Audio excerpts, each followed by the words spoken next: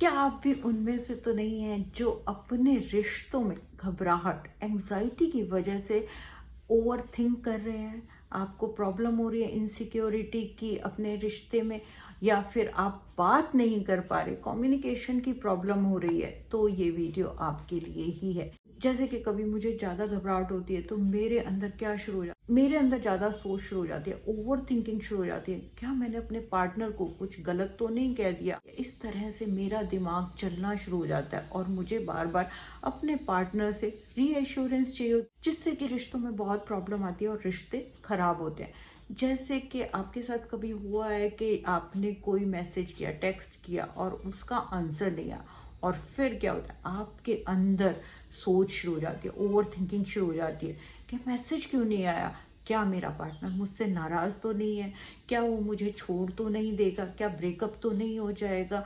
और इस तरह की जो नेगेटिव थिंकिंग है मेरे अंदर चलती रहती है। तो यहाँ पर मैं बताना चाहूँगी कि जो घबराहट है, एंजाइटी है, हमारे रिश्तों पर इफेक्ट करती है, इसलिए इसके लिए अवेयरनेस बहुत ज़रूरी है।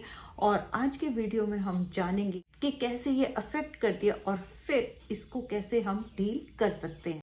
तो जैसे कि मैंने कहा कि एंजाइटी में, घबराहट में हम करते क्या, हम ज़्यादा चीज़ों को एनालाइज करते हैं। कोई भी मैसेज होगा उसको ओवर एनालाइज करते हैं। हमें फियर ऑफ रिजेक्शन होता है कि मेरा पार्टनर कहीं मुझे छोड़ तो नहीं देगा, और हम अपने में गलतियाँ निकालते हैं कि मैंने कुछ गलत तो नहीं कह दिया, मैंने कुछ गलत तो नहीं कर दिया, क्या मैं इतनी अच्छी नहीं हूँ। इस तरह से मेरा दिमाग नेगेटिव चलता रहता है। तो यहाँ पे आपको समझने की बहुत ज़रूरत है कि ये सब चीज़ें आपको एक खराब पार्टनर नहीं बनाती।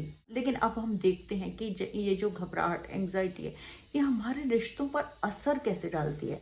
तो आप इससे रिलेट करेंगे, जब आपको ज़्यादा घबराहट होती है तो आपके अंदर कम्युनिकेशन की प्रॉब्लम हो जाती है। मतलब कि आप ज़्यादा बात नहीं करते, क्योंकि आपको लगता है कहीं मैं कुछ गलत ना कह दूँ और मेरे पार्टनर को गलत ना लग जाए।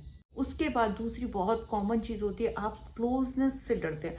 मतलब कि आप एक इमोशनल डिस्टेंस बना के रखते हैं, क्योंकि जब आप एंजाइटी में स्टक होते हैं, आपको बार बार घबराहट होती है, तो आपके लिए मुश्किल हो जाता है क्लोज होना, क्योंकि आपकी इमोशंस बहुत ऊपर नीचे चलती हैं, कभी ऊपर कभी नीचे, इसलिए बहुत मुश्किल होता है आपका क्लोज होना। और कहीं ना कहीं एंजाइटी जब होती है, घबराहट जब होती है, तो हमारी एक्सपेक्टेशन हमारे पार्टनर से बहुत बढ़ जाती है, कि हमारे रिश्तों के लिए बिल्कुल भी ठीक नहीं होती।